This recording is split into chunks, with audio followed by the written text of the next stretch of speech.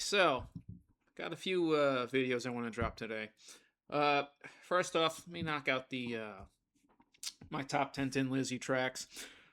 Also, waiting in the wings is going to be a Bruce Dickinson solo album ranking, and probably a top 10 for that as well.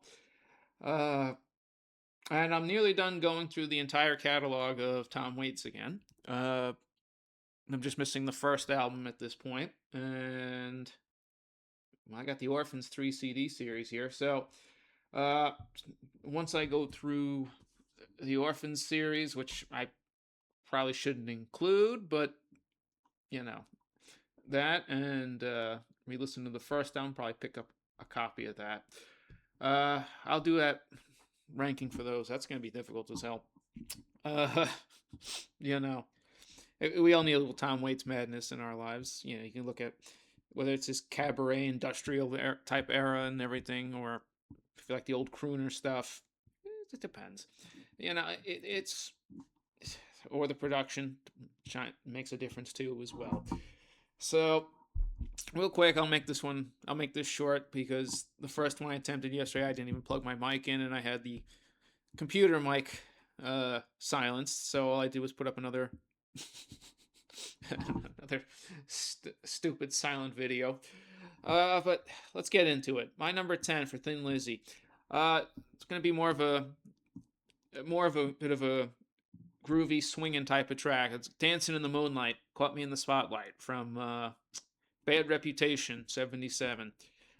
Okay, some people are probably going to question that one. Why? With all the thunderous tracks they did, why would you pick that? Because as a kid raised on swing and Sinatra, the Rat Pack, uh, something about it's just one of those tracks. It's almost like a show tune. It's just a great. It's not a ballad, but you know what I mean. It's definitely a almost an old school club dance number type of thing. I just don't enjoy Phil's delivery on it. The sax backgrounds, Tony Visconti on the production, of course, just nails it. Nails the whole album. So that was my number 10. I always go back to that one. My number 9. It's got to be here. I'm kind of tired of hearing it, but I love it. The Boys Are Back in Town. It's obligatory, we know that riff, the dual riff and everything, the bass line, Downey on the drums. You go back to it, and of course, Phil telling his own stories because from a kid and teenagers, because after all, if I'm not mistaken, his mom owned a pub. So the bike gangs would come in and stop off for a pint. So it's just once again what it is, and it's got to be here. I do love it. I'm just tired of hearing it. Like I said in the Twisted Sister rankings, number 8. It's gonna surprise a lot of people. The title track, Baby Blue Eyes, Vagabonds of the Western World. Street romance, poetic, a lot of grit, and I just the rhythm section is great. I know it's Eric Bell. I put the first 2 albums down, but I like Vagabonds. I might pick up the 4 LP box set. Just for I found it for a really good price. I might just go for it. Says the guy who doesn't have a goddamn job. What the hell am I doing? Number 7. I also like to point out Vagabonds, based in some more Irish folklore and other tales. So if you want to dive into what the hell Phil's singing about and why, just look it up. He'll lay it out there for you. Number 7 comes off the Chinatown album, and it's a lady killer on the loose again. Yeah, this one's even the performance video of this one is fun. Just heavy grit and swagger, headbanging. Phil's just aggressive usual delivery to make you believe in it. It's just. Do I need to go into more detail? If you know it, go check that song out. Number 6. Okay. I needed to pick one off of Nightlife because that used to be my number 1. Like Vagabonds used to be my number 1 as well. So I'm going with the a bit of a heart wrenching ballad, the heartbreak tune. Still in Love with You, which of course all the live versions blow away the studio version. I could go with the UK Tour 75 version, or obviously Live and Dangerous. It held the demo track with Gary Moore doing the original guitar solo. Never mind when Gary Moore actually did do it live for a little bit. Um, yeah, I it's just and when Robertson does it live too, and they just break out and they expand with the arpeggios and everything, it's just an emotional core track for me too. And it's again different styles, more of the heavy blues, uh, more of that smoky nightclub appearance, which would certainly go with our Tom Waits ranking as well. My number five, moving on, somewhere at a point below zero, it's a massacre. Oh yeah, that razor sharp. It's just the intensity, Phil's vocal delivery, the live versions, even the live versions, they managed to get there's enough perfect reverb on the track. It's one of those just it, you've it sounds like you dropped in the middle of the battle and people are just getting rained down fire upon them. And Iron Maiden does plenty of those as well, of course. But this just the razor sharp dual guitars and how intense it is. Of course, you got to give the credit to Brian Downey doing the drum march heavy performance on the back. Number four, we're going off the Fighting album. Da-da, da-da-da. When the Spirit Slips Away. This is hell of a deep cut. Atmospheric. I kind of think this track is underrated. Heavily emotional. Resigned to fate and other things. It's just when I go back to, I even like the sound of the production. It's a little bit dry, but it's hidden. It's a bit haunted, and I just return to it regardless. Number three, the title track off of '77, "Bad Reputation." Swaggering, tense, actual absolute punch in the face.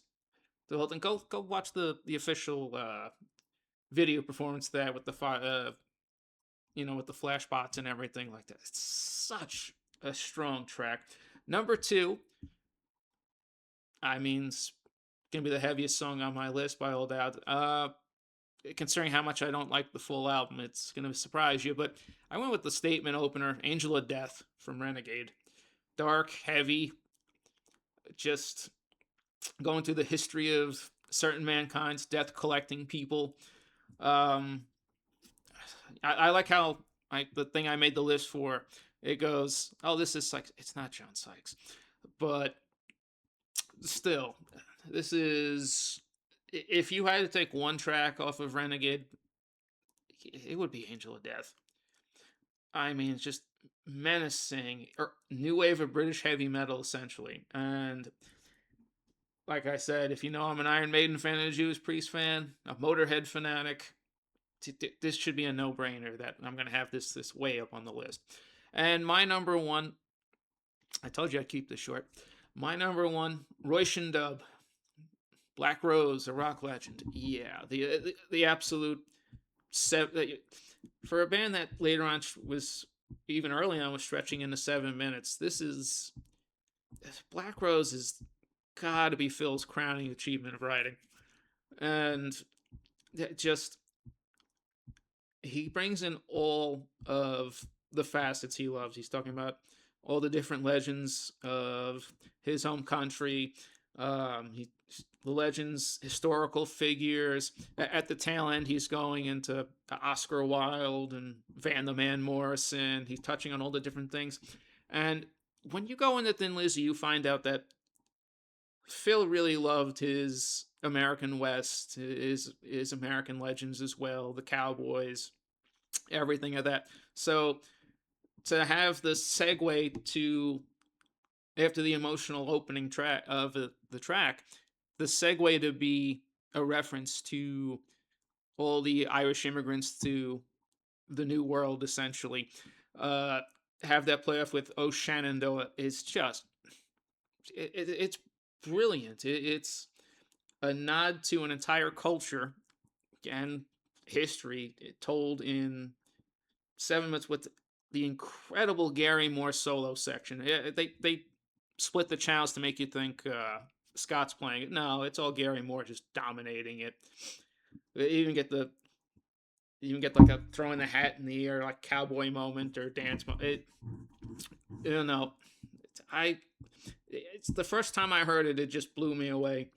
And then to hear it live, when I did see Thin Lizzy about a year before they rebranded as Black Star Writers to with Scott, of course, and Brian to record new music just to respect the name, which I wish more bands would do sometimes. But you know, I get it, and no, in fact, it took 3 or 4 guitarists to play to play Gary's solo.